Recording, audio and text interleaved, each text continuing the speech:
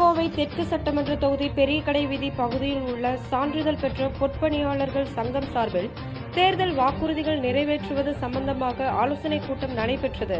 கோவை மாநகர் கிழக்கு மாவட்ட திமுக பொறுப்பாளரும் முன்னாள் சட்டமன்ற உறுப்பினருமான நா. கார்த்திக் கலந்து கொண்டார்.